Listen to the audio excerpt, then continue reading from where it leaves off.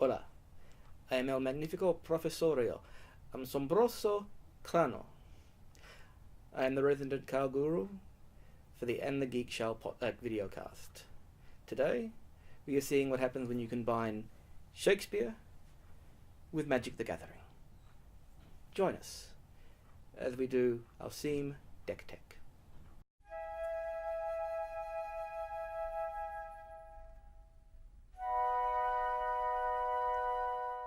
One of Shakespeare's most famous plays is The Midsummer Night's Dream, and central to this play is the character of Titania, Queen of the Fae and wife of Oberon. You know, I played Oberon in my high school play. No, I sucked more than that guy's dad did when the Navy came in. Anyway,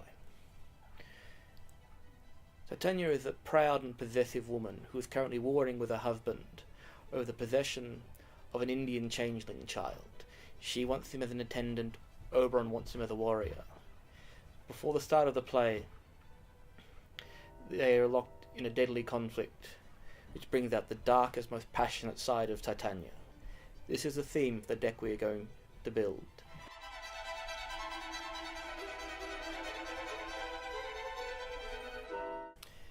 Midsummer Nightmares, A Dream of Titania Scorn is a commander deck based around Shakespeare's play A Midsummer Night's Dream, focusing on Titania's rage and fury at being constantly jilted and humiliated by her husband Oberon. Being the queen of the fairies, Titania commands an army of her own fae folk who wreak chaos and revenge on her behalf. She is also a great and magical beauty. Titania uses her charms to take control of others in order to make Oberon jealous, but she's also coveted and possessive, refusing to give back what she has taken. All dreams now become nightmares in her presence, bringing forth horrid creatures and realizations, as we find that what is ours has been taken from us piece by broken piece.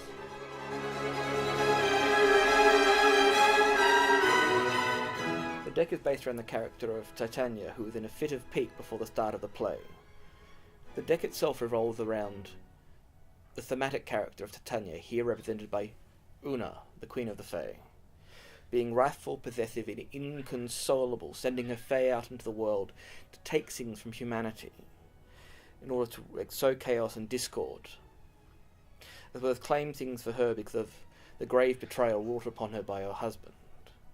Dreams are twisted into nightmares, and so the deck reflects this state with Ashiok, Nightmare Weaver, Dreamborn Muse, and Vela the Nightclad, as well as the pain brought to opponents from Una's own underworld dreams, as you continue your Fae tauntings at the table.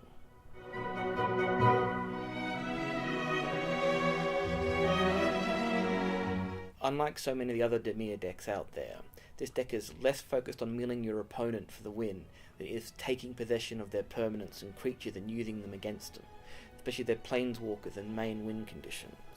The deck offers a strong fairy tribal theme, using the synergies of the fairies to buff themselves up and swarm the opponents in a massive thing, combined with Una's own ability to mill the opponent's deck to produce more fairy tokens. A final feature of the deck is that it uses special tribal buffs in order to bypass negatives like the persist cost on creatures like the Glen Alandra Archmage and the Puppeteer Clique, allowing them to interact with other cards like Doors of Destiny to keep buffing themselves up and keeping them on the table without having to pay for their persist costs.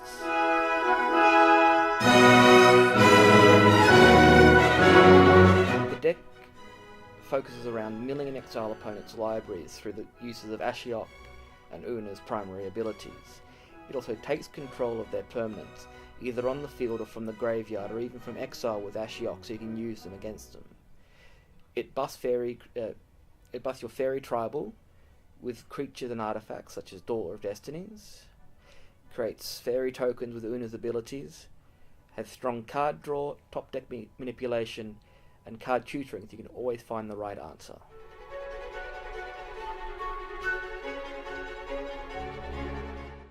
The minor win condition is milling your opponent with Una and Ashiok and other milled creatures. But the primary win conditions is using your opponent's best permanents and creatures against them such as taking their Dark-Skilled Colossus and winning through an Infect, or just slamming them with their biggest creature. You also win using the deck through overwhelming your opponents with buffed up fairies, who swarm every opponent on field.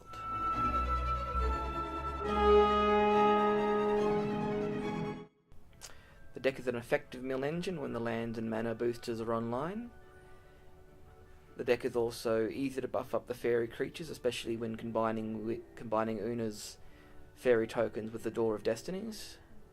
Can take the opponent's most powerful permanents, no matter what they are, creatures, enchantments, artifacts, lands, or planeswalkers. The deck has a great use of +1 counters, negating the persist costs. It can use +1 counters to keep the Glen Elendra Archmage from dying and going to the graveyard permanently, and you have strong tutors in the form of Beseech the Queen.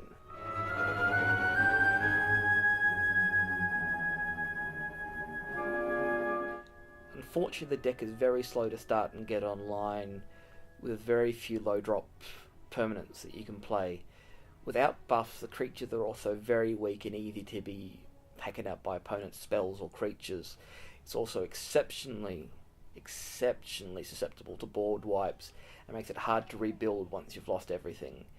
Una, unfortunately, is a very expensive commander to keep recasting from the command zone, so you want to keep her out of the game to the latest possible. Many of the spells also are very high cost to cast, makes the deck slower and sometimes inefficient if you haven't tutored properly.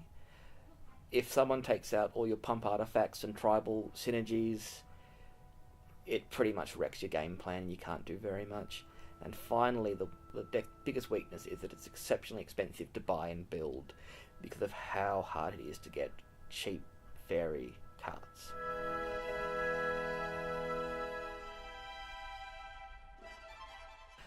The buffs and tribal +1s, which include Obelisk of Erd, Door of Destinies, and the Glen Elendra Liege, who buffs both black and blue creatures, which are primary to the deck.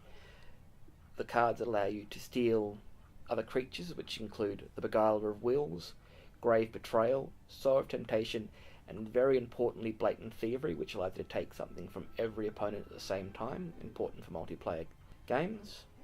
Beseech the Queen, which allows you to tutor up anything based on the amount of lands you have on field, and any permanent, not just a creature, any permanent that you can find in your deck. You also have Underworld Dreaming, which is very good for against opponents who are constantly drawing cards, because every time they draw a card they take 1 damage, so if they just draw themselves naturally based on their own deck, they're taking multiple damage per turn. Then you have Ashiok the Nightmare Weaver, who is a really good way to both mill your opponent's deck out and take some of the most powerful creatures. Even if he's removed, you still exile stuff from the game and they can't get them back. The Glen Elendra Archmage is also incredibly important when you have your tribal synergies going, because she keeps coming back, avoiding the persist trigger and pushing everything up with Door of Destinies, so she can keep countering as long as you have the mana available to do so. And then you have a very important card, Smartass, which does nothing in the deck. It is merely there for the thematic thing representing the character of Bottom, because being an unhinged card, it really does nothing, but looks really, really cool.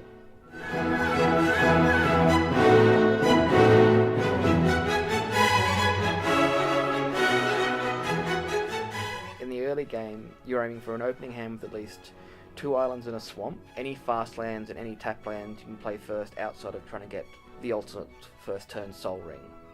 You want to focus on consistent land drops, get the Sword of Animus out as soon as possible so you can start going through your basic lands and playing them every time you attack.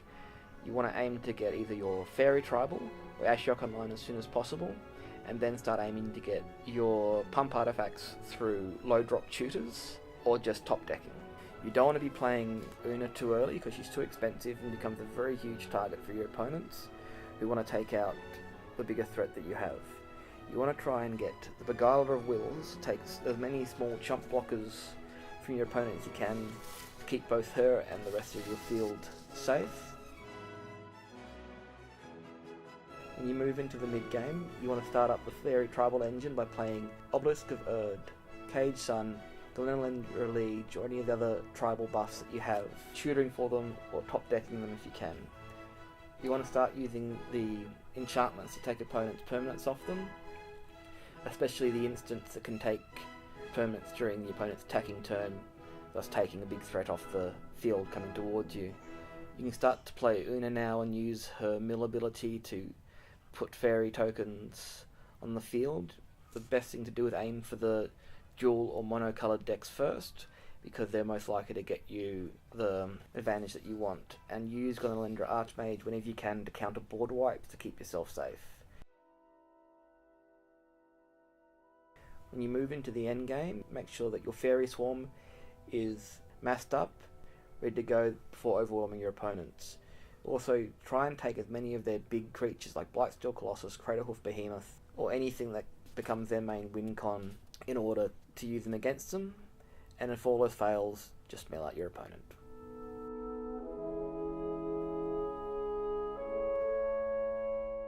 Never be afraid to play the political game. You want to make allies as soon as possible and offer them protection with your instants like Domineering Will, and remove attackers with other possession spells like Spinal Embrace. Never make yourself an early target in the game. You're weak early game, and if you don't start milling early, they're not going to start going after you.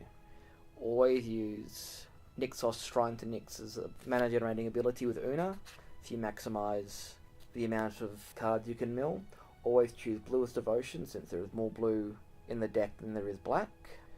Try and play Valor the Nightclad as soon as you can, because their ability to give all your creatures menace, meaning blocked by 2 or more creatures, and then dealing pain to your opponents, is a great use of her ability. Plus, if an opponent uses the card Homeward Path, or any ability to return the cards to their own hand or to their own field, her ability does damage to them. You want to cast Archetype of Imagination as soon as you can, so your opponents can't use flying creatures, and your fairies and other creatures have clear use of the skies. Always use your tutors and cantrips to look for the answers you need when you need them, especially artifacts like Sword of the Animus and Door of Destinies, because they're the most vital pieces to get everything online.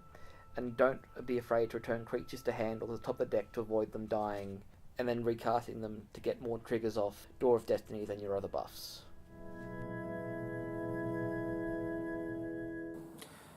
So there we have Midsummer Nightmares, The Dreams of Titania Scorned. We hope that you've enjoyed the deck and you're interested in building it yourself. The links below the video will take you to the deck list itself. Always remember LSC. Next time we'll be doing a deck based on Mad Max Fury Road. Until then, gracias and good night.